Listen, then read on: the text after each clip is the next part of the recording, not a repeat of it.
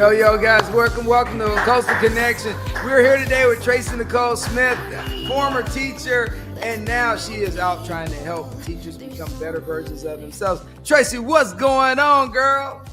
Hi there. I have to say, my grandmother was so excited that I was coming on this show because we always watch her little inspirational videos, and you know she has a little crush on you.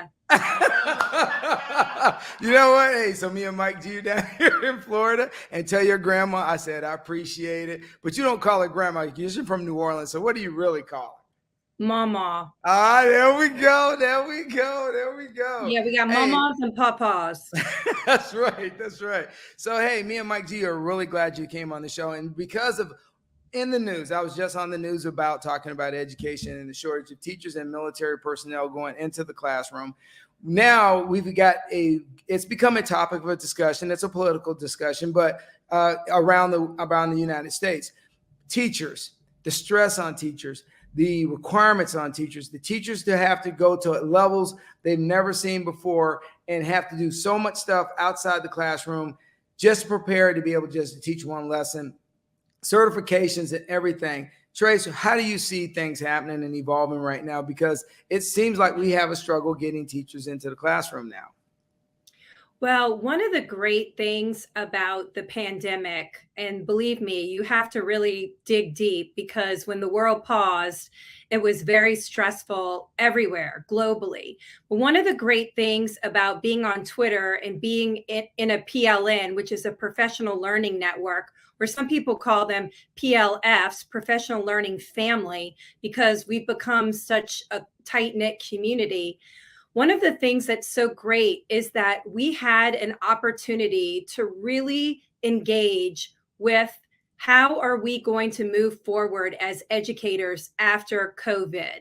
And so this was looking at all types of issues, most pressingly, how to dismantle racist structures, racist practices, and really what does it mean to be a reflective educator and to embody the anti-racist persona that you need in order to serve the community in the way that it needs to be served.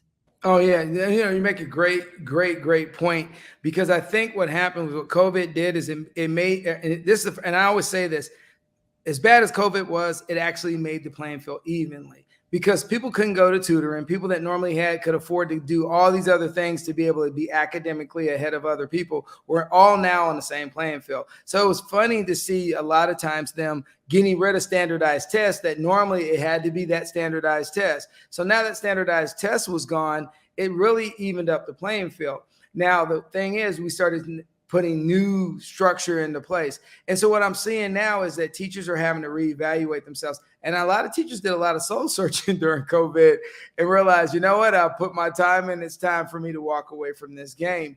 And so now that we have a next generation of younger teachers coming into the field, what are some of the nuggets or some of the knots you think they need to start looking at as they decide to choose this profession over other professions going forward, to especially be able to communicate with the next generation, because this generation has access to information?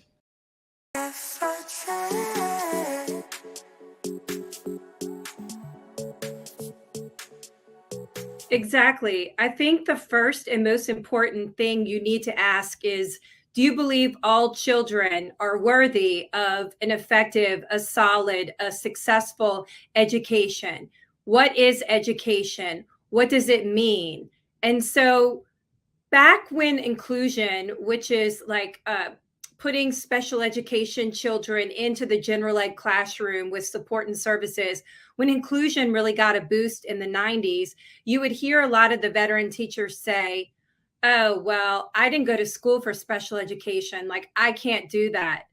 With the new generation of teachers coming in, that's all wiped away. We know that there are going to be students who receive special education services being in your classroom. We're going to have English language learners in your classroom. You're going to have gifted kids in your classroom. You're going to have what's called SLIFE, which is students with limited or no formal education, which are students who've come in from, say, Ecuador. They're 15 years old. They've only had 3 years of education because they have cerebral palsy and didn't have the structures to help them in their native country. And so what happens is they come into the US and now they're in your classroom. So that's even different than an English language learner who may have been in school the entire time. They were in the Dominican Republic or another country and they came in. So when you enter into the field, you have to say, am I willing to do what it takes to make sure every child in my classroom is a success? Right. And so, your website's really great. And you started talking about things about the soul, about teachers really having to find their passion. And I think a lot of people, after you've taught 10 years or however long, at some point you actually have to do a reevaluation. I mean, I'd love to know your take on that. Have to do a reevaluation. Kind of tell us that the structure of your website is awesome. And it really lays out some, and by the way, you're very educated. So that's funny. I went through your resume. I don't mean to go left field, but hey, that was like, whoo, 2 BAs, you got your education degree. I mean, your PhD. I mean, you're well versed in what you're talking about. So let me be out there clear to everyone. She's well versed in what she's talking about. So you're talking about human character earlier. So let me circle the wagon back around. You're talking about human character. So what are some of the things that people need to I'm not going to steal your thunder, but how are some of the things people need to evaluate in themselves to find themselves to be that spiritual teacher? Well, I think, back to what you said earlier about, what do you say to the new teachers or the pre-service teachers that are coming in invested in this? We have to really look at life as one long lesson. What are we here to learn? When we learn these lessons, how can we make a difference in someone's life? There's a difference between interrupting somebody's learning process and trying to, like, almost in a codependent way, take away their pain. Part of this journey of being a human and being a soul here is that we come here to learn lessons. We come here to be closer to the collective, that we're all one. So you really have to ask yourself when you're coming in education, like, what do you believe in? Like, what is important to you? Do you think this was a calling? Were you called to this? How can you be of service without interrupting somebody's learning journey as far as their soul journey? And I think part of what we need to do is we need to look at what is education? What should we be able to do? We should be able to critically analyze, think for ourselves. And I think that's, when the standardized tests went on pause, I think part of that was really looking at going back to the anti-racist practices and looking at the cultural bias in these tests and saying, is this really a good measure of what people know and understand and should know? And are we doing enough critically analyzing information? Are we thinking for ourselves? Are we teaching people you could have the handbook of God and the handbook of the devil and be able to read both of the handbooks and then be able to analyze them in a way that makes sense to them, that they can then figure out what they truly believe in? There's a lot of fear right now in the school system. A lot of people are operating with the lack or fear consciousness, which is, I want everything for myself. This is a competition. There's more for me and less for you. Instead of looking at it that we can all be successful, we can all calibrate, we can all be together and not have to look at it as someone's taking something from you when someone else is successful. Oh, yeah. You're on point. And here's my, you're right. And Mike's from the Dominican Republic, so I'm going to have to talk to Oh, Mike. okay. I have a few friends from the DR. All right. So when you just laid that out. So here's my thing with you. You have been through the hurricanes in New Orleans and seen that just the catastrophic effect they've had on education, and you've been through COVID. And the one thing that I look at is when we talk about education equality, we say that everyone, the state gets money, the money should go out equally to each school and renovations, whatever, and everybody should have an equitable, safe environment. But that doesn't happen. So as you've been through the hurricane and you saw New Orleans rebuild itself, and have to rebuild its infrastructure for education. The thing is, that's a grand opportunity for them to get back on board to evolve. As you going forward, do you see us as a nation or as just in your community? What's the best way for us to evolve to get to education equality? Well, I think there is still this resentment that we see a lot from corporate America about how they feel about schools being shut down and teachers protecting themselves and their family. There is like, you did this to me, you owe me this. I'm in corporate America and you're disrupting my life and my money. How dare you do this? Instead of saying, well, it's a real inconvenience to me, but the teachers deserve to protect their children and their family. We don't know much about COVID, so I understand this is a frustration, but we're in this together. You're still seeing this anger from that corporate America that is, lashing out at teachers and saying, you get 3 months off, you stop working at 3, you have a union to save all the bad teachers. So the issue is teachers get so upset with that. And believe me, I do too, but I also can't focus on that negativity. We have a grand opportunity here to really come forward and say, for once and for all, are these standardized tests valid? Are they accurate? Are they reliable? And not interrupt you, but I'm a prime example of this. Some kids know what foliage is and kids know what leaves are. It depends on where you grow up. And that's it. And I think the thing is that for years, they've talked about cultural bias. I know there was an example like 20 years ago when I was in grad school where they asked, like, what do you use newspapers for? And like some of the students were like, shoes. Whoa. And that just blew people's minds.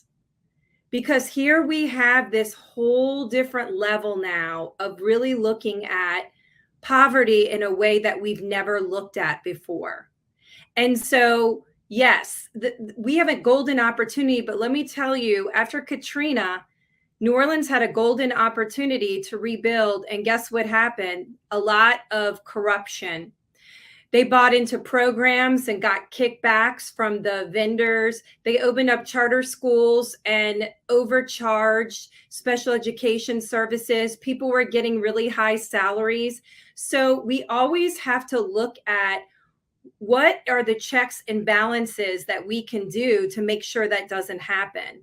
And, that's getting involved with your school board. That's going to school board meetings. That's asking for more transparency.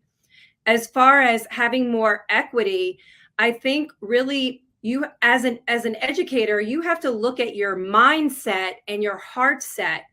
Do you really love all children?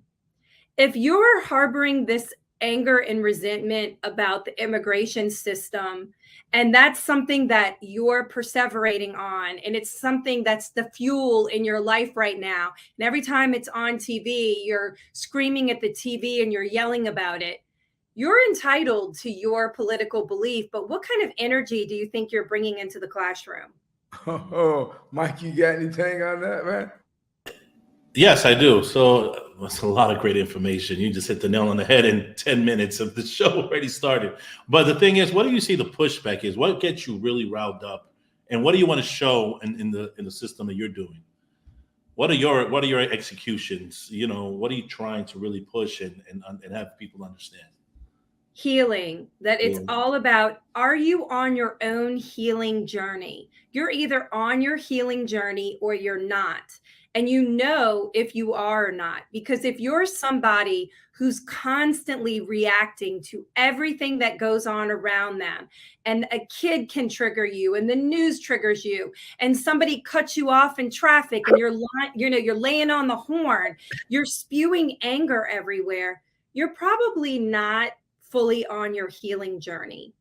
We're on a healing journey for life, right? So my point is, if you're full of triggers and anger and bitterness and resentment, there's all kinds of things, not just therapy. There's all different kinds of things. Yoga is a great way to move emotions through the body, but you have to do something. If you're in the school system, you have an obligation to the school, to the community, the students, and to the world to be your best self. And if you're somebody who's spewing venom in the schools and you're constantly upset and everything bothers you, it's probably less about what's happening now and more about something that you've buried deep inside of you.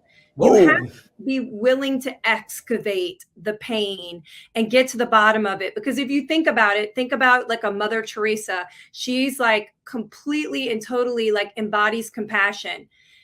It's not that she didn't have difficulty in her life. It's that she's doing the work. She's doing the spiritual. She's on the journey. She's forgiving. She's looking at herself. She's taking responsibility.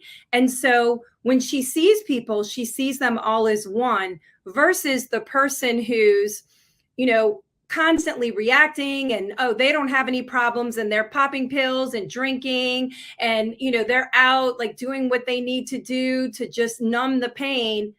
Then you don't see yourself as, part of this collective community. You're really seeing this separation because you're separated from yourself. Oh, hey, preach it, girl, preach it. Hey, I've been to church today, Mike. And so, so I'm going to throw a curveball on you real quick here. All right, so historically, let's talk about New Orleans because I'm from Shreveport, Bossier area, and I've been to New Orleans because my dad's from the New Orleans area. So let's just talk about this real quick. Many years ago, after the Civil Rights Act was signed in 1964, and then in 1965, the Voter Rights Act was signed, a lot of southern states decided, well, we don't want to integrate. So they kind of dragged it all the way to the 80s pretty much. And so they started standing up private schools. As these private schools stood up, they were really another new form of segregation. So in the fact that these schools stood up, money was being filtered to these schools, and lack of money was going to the public schools where predominantly were minorities or African Americans and Hispanic students. Do you see a change in that now in the 21st century? Because that was put in place like at the end of the 70s, going into the 80s, and pretty much was predominant during the 80s and 90s. But now at the 21st century, do you think we've gotten better? Like, besides them just taking the athletes they need from the other schools to get them in their schools so they could play football or whatever. But overall, you think we've evolved, or we're evolving overall in some of the areas in the South on this? No. Oh, go ahead. I don't. And I'll tell you why. Now in New Orleans, I go to a gym, and so it's not like an all white gym, right? It's all walks of life. I cannot tell you how many people have worked out next to me on the treadmill or the bike, and we've had conversations, and they said they are scrimping and saving every penny and putting their kids in Catholic schools or Lutheran schools because they don't want their kids subjected to the public schools and all of the drama around it. So it's where it once was like elite.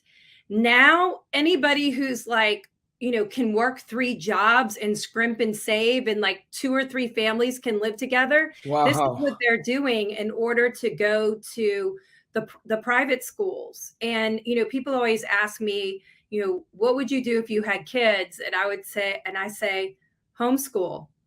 Like in New Orleans, like homeschool. Like if you don't have the money, there's so much around homeschooling. And the reason that I feel that way is because New Orleans hasn't changed. If you look at our news, we have just this thread of corruption in Louisiana that goes back to the beginning of Louisiana.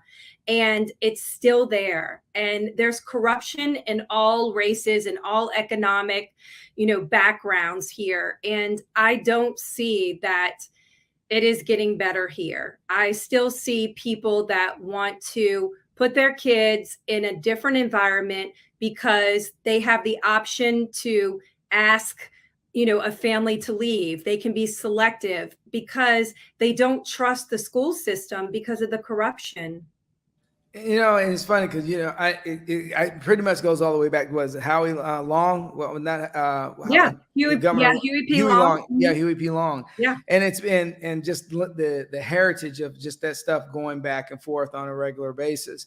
New Orleans is such a beautiful city, and if they would just put some money into just trying to eradicate the issues they have, I think it would be a great place for students to go to school. I just read, it breaks my heart every time you read the news on New Orleans and all the bad things that happen with students. I mean, 17-year-olds on down, you just can't believe the loss of life that's happened there over the last 10 years. So as you going through this, and before we wind this down, really want to ask you a couple other questions. So the next question I got is, how does people get in contact with you to hire you to be able to, to come in and be a keynote speaker for them? Oh, okay. Yes, I have a website, Traci with an I, NicoleSmith.com. My email address is Traci@TraciNicoleSmith.com.